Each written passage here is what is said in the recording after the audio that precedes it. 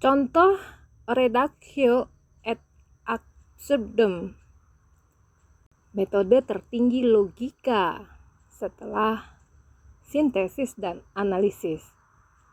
Teman-teman masih menelusuri cara berpikir, metode yang dibangun filsafat untuk sains, ilmu bukti, dalam hal ini cara berpikir logika untuk membuktikan kebenaran. Ya, teman-teman di sini masih dengan pariksit bagaimana kita memeriksa bukti-bukti untuk membangun kebenaran sebagai dasar landasan menjalankan kehidupan baik dan indah.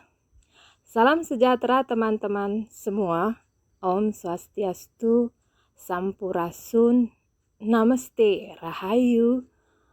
Kita semua ketemu bersama hari ini untuk menelusuri gambaran bagaimana strategi berpikir ini akan mengantarkan kita pada kebenaran. Baiklah, reductio ad absurdum. Kita lihat ini adalah ontorjo, kalau orang bilang ya, orang Jawa bilang, atau dibaca Antarja. Antarja ini adalah salah satu tokoh wayang yang punya kesaktian luar biasa, di mana ketika dia menjilat jejak kaki musuhnya, maka mereka semua mati. Kita lihat apa hubungannya ini dengan reductio ad absurdum, sebuah strategi logika tertinggi dalam ilmu keilmuan sains. Iya teman-teman, kita refresh kembali. Reductio ad absurdum, suatu strategi membuktikan kebenaran, di mana kita menjerumuskan, sengaja sesatkan siapa yang tidak percaya pada teori ini supaya insaf bahwa teori ini saja yang benar. Statement dari Tan Malaka dalam Medilog. Kita lihat pertama kali kita akan mengandaikan akibat dari teori itu ketika dianggap salah. Tertangkap ya teman-teman. Jadi kita akan mengandaikan akibat dari teori itu ketika dinyatakan salah. Teman-teman, kalau di sini kita masih mengandaikan kemarin dalam perjalanan kita menggunakan contoh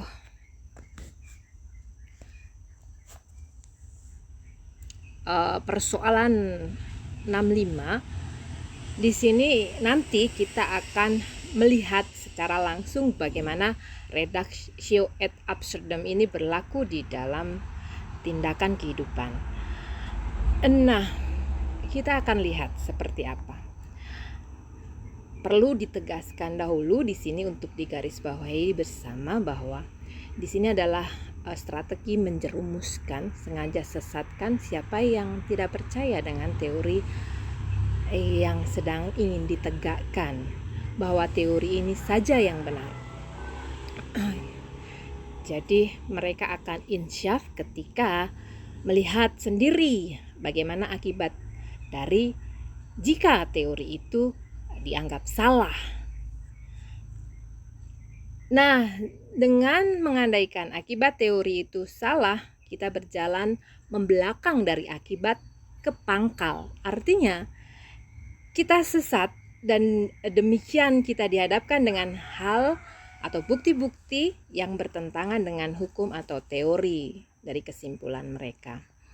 Nah teman-teman, setelah sebelumnya kita mengilustrasikan metode ini dengan persoalan kebenaran sejarah bangsa dengan peristiwa 65 atau G30S, kita bisa bicara bahwa dalam persoalan itu, katakanlah siapapun boleh punya kebenaran masing-masing dan meyakini kebenaran yang manapun gitu ya. Nah, pertanyaan ini dapat menjadi peringatan bagi kita semua bahwa persoalan kebenaran teori saja akan menjadi suatu resiko jika tidak terumuskan dengan akurat Paling tidak sains tidak dapat bekerja dengan jitu. Maka jika sains adalah berpikir tangkas dan jitu, maka sebenarnya saat itu sains telah gagal. Bayangkan jika psikologi kita berada berkenaan dengan kehidupan manusia atas kesehatan dan kesejahteraan, ataupun hukum berkenaan dengan dakwaan atau hukuman dan seterusnya. Apa yang terjadi ketika kita tidak mampu mencapai kebenaran itu? Patut direnungkan. Sementara sejarah adalah persoalan peristiwa sejarah yang merupakan genosida terbesar di dunia terjadi di bangsa kita. Berapa besar, berapa banyak kehidupan yang bukan hanya terbunuh, tersayat, terperkosa, terzalimi. Bahkan bukan hanya bicara kehidupan sekarang, tapi perjalanan berpuluh tahun. Tak terbayang jika bahkan mereka yang mengalami ini justru para pejuang sejati bangsa ini. Kita lihat sekarang keprihatinan patut menjadi sebuah kondisi yang kita munculkan untuk menggerakkan kita sebagai manusia secara umum, umat manusia dan kemanusiaan, apalagi ini adalah persoalan bangsa. Nah, saat ini kita akan mencoba untuk mengilustrasikan bagaimana reductio ad absurdum bekerja di dalam kehidupan nyata dalam tindakan. Baik, kita lihat reduction ad absurdum untuk kebenaran in action. Deng deng deng deng deng. Kita lihat, inilah teori yang disuarakan oleh masyarakat. Baiklah teman-teman, kita kenalan dulu ya. Di sini adalah kita lihat gambar di bawah ini adalah jalan warga. Dan kita lihat begitu dekat dengan bangunan infrastruktur. Kalau teman-teman belum tahu, ini adalah jalan kereta. Nah, suara ini mengatakan rakyat dalam situasi berbahaya minta perlindungan proyek infrastruktur Joko Widodo. Tidak setiap pihak menyadari situasi berbahaya yang dihadapi. Tapi yang melihat situasi berbahaya wajib melakukan tindakan kemanusiaan, minimal memperingatkan. Kalau pejabat negara atau atas sumpah dan janji, wajib bertindak melindungi dan mengayomi. Sangat mudah karena punya kekuasaan dan wewenang yang bahkan didasari dan kuat diatur secara jelas dan pasti dalam tatanan sistem pemerintahan. Nah, ini adalah jalan rakyat yang dibuat rapat dengan jalan kereta api, jalur stasiun Solo Balapan, Bandara Adi Sumarmo oleh proyek Kereta Api Indonesia. Bisa dihitung resiko rakyat bahkan atas resiko keselamatan, kesehatan, perekonomian, bahkan psikologis apabila jalan rakyat ini jalur menuju pasar, menuju ladang, menuju sawah, menuju klinik dan seterusnya, bahkan untuk class action supaya hukum atas kesejahteraan rakyat pun bisa dilakukan. Jarak aman sepanjang jalur kereta terlihat 6 meter ke wilayah warga. Tapi jalan warga di tempat kami rapat dengan jalan kereta. Bukan hanya aset warga Tunuhudan dalam hal ini, tetapi situasi tidak aman dan berbahaya dalam keseharian aktivitas kehidupan kami. Kalau dilihat dari Google Map yang paling update dengan satelit, jalan perempatan di lokasi saat ini telah menjadi pertigaan. Artinya jalan kampung kami telah hilang oleh proyek ini. Hadir juga dalam perjuangan pagi ini bersama kami adalah Bung Gianto. Iya, kebaca ya teman-teman. Oke, anggaplah ini salah. Kita lihat akibatnya. Seperti hukum reductio ad absurdum tadi, apa yang terjadi sebagai akibat jika apa yang disampaikan sebagai kesimpulan yang sangat khusus tadi dianggap salah. Kita lihat foto-foto berikut ini. Teman-teman lihat itu adalah bangunan jalur kereta, dan foto di samping kanan ini semakin jelas bagaimana pohon-pohon ini bukan hanya sangat ya. Barangkali kalau lihat bahwa itu bekas ditebang atau kalau kita bilang direncai gitu, biar daunnya tidak masuk ke jalur kereta. Situasi yang dihadapi oleh pihak-pihak yang bertanggung jawab adalah persoalan pelayanan, persoalan keselamatan. Kita bayangkan di situ kereta lewat dan pohon-pohon itu nyangkut, ya kan? Ada sesuatu dengan persoalan standar keamanan, atau juga dalam hal ini katakanlah standar ideal untuk infrastruktur di tengah-tengah kehidupan masyarakat.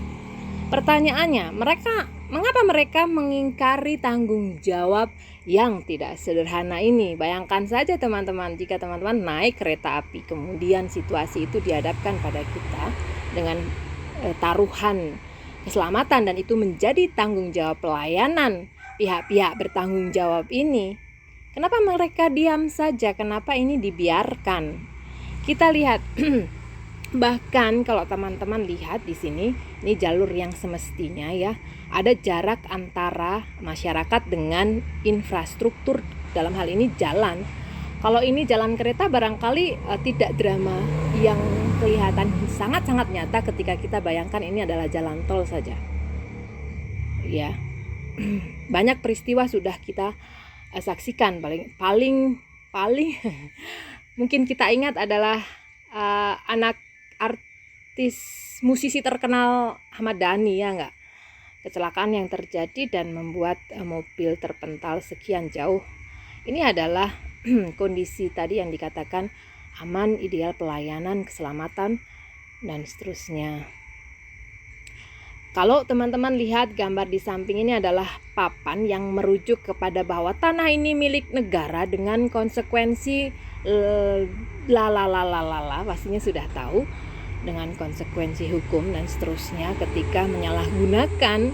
Bahkan dengan kekuasaan demikian tidak ada tindakan untuk menjalankan tanggung jawab mereka, atau tadi dibilang mengingkari. Ya, teman-teman, kita sudah mengurai bagaimana akibat ketika sebuah teori itu dikatakan salah, untuk merujuk bahwa kita sedang melihat dengan sangat jelas apa akibatnya, sehingga dengan demikian sangat tegas merujuk bahwa teori itu mengibarkan bendera kebenarannya dengan sangat taktis, dan itu tidak bisa ditolak lagi, teman-teman. Taruh kata ini adalah keselamatan penumpang kereta api, tapi bagaimana dengan keselamatan warga yang setiap hari, setiap saat akan menjalankan kehidupan dengan menggunakan fasilitas ini? Dan tentu saja itu bukan berlaku untuk satu masa kehidupan sekarang, akan digunakan terus sampai kehidupan yang akan datang. Teman-teman mudah-mudahan mampu merenungkan apa yang membuat mereka dengan apa? Apakah dengan gagah berani? Tidak. Bayangkan saja, mereka punya wewenang dan kekuasaan, namun membiarkan kondisi-kondisi yang akhirnya membuat mereka melanggar kualitas pelayanan, bahkan mempertaruhkan keselamatan. Untuk apa? Apa di balik itu? Kita lihat lagi-lagi dan selalu. Kalau teman-teman lihat gambar di atas yang ditandai merah itu sama ya, papan yang menyatakan kepemilikan.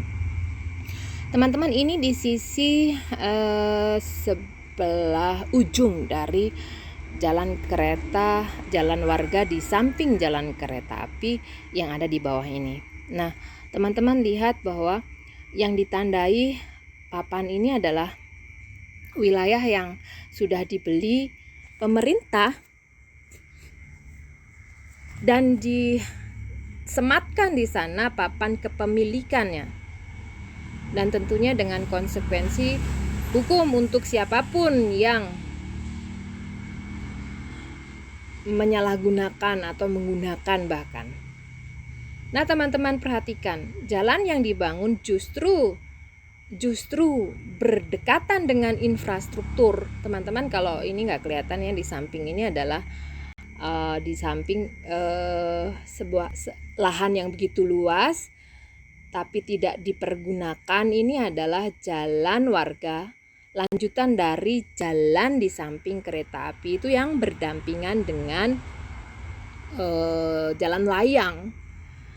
Apa yang teman-teman pikirkan? Ini tampak jelas bahwa ada sebidang tanah yang sangat luas yang sudah dibeli. Dia berdekatan dengan sawah, sementara justru jalan untuk warga berhimpitan dengan infrastruktur. Lalu untuk apa tanah seluas itu dibeli dan akan terlantar tidak berguna, sementara masyarakat ditempatkan dalam risiko keselamatan dan bahaya gitu. Nah, kalau teman-teman lihat belokan ini mengarah ke jalan yang tadi di depan, dilihat tikungan yang menggambarkan jalan warga yang berhimpitan di sini, ujungnya ada di sini ya. Nah, teman-teman lihat tanah hamparan itu ada di sebelah sini tadi yang luas. Dan sebenarnya kalau teman-teman periksa di sini ada patok-patok tanah yang sudah disematkan di sana. Apa artinya? Coba direnungkan dan difikirkan.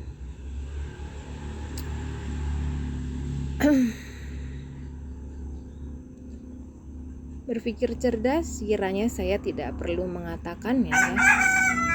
Baiklah teman-teman, kita sudah melihat dengan sangat nyata bagaimana taktisnya strategi reductio ad absurdum mengantarkan kita pada kebenaran, dan bahkan dengan sangat jitu, bahkan dengan sangat mematikan, seperti Antarja menjilat telapak jejak kaki musuh-musuhnya.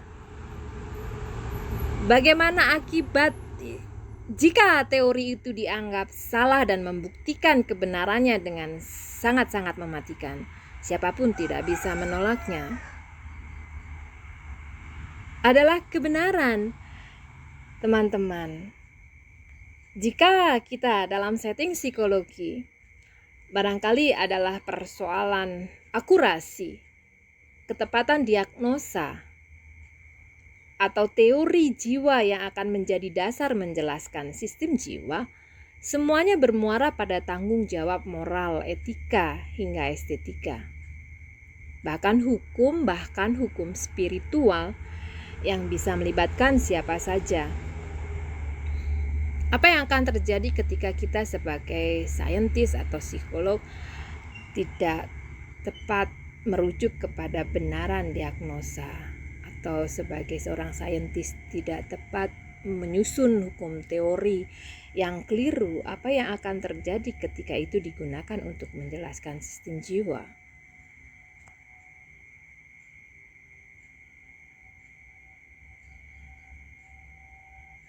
Nah, sementara ini bukan hanya soal menoreh sejarah dengan membuat jalan menempatkan warga pada situasi berbahaya, akan tetapi perlakuan ketidakadilan bahkan bisa jadi menjadi taruhan keselamatan, bisa jadi dikatakan kezaliman yang bukan hanya pada satu masa tetapi setiap masa kehidupan dan seterusnya. Jika catatan sejarah mengatakan bahwa jalan warga ini tadinya dibangun dengan gotong royong, bahkan urunan tanah milik pribadi tetua kita untuk kepentingan masyarakat umum. By the way, mereka adalah PKI loh, manusia Indonesia sejati yang pada masa itu bahkan dengan rela menyerahkan tanah miliknya untuk kepentingan masyarakat. Akankah orang-orang yang saat ini menghujat PKI mampu melakukannya? Bahkan mereka telah mengambil hasil gotong royong dan urunan para tetua zaman dulu. Jika kita bahkan tidak lagi memiliki keyakinan, hukum alam, hukum Tuhan tetap akan bekerja.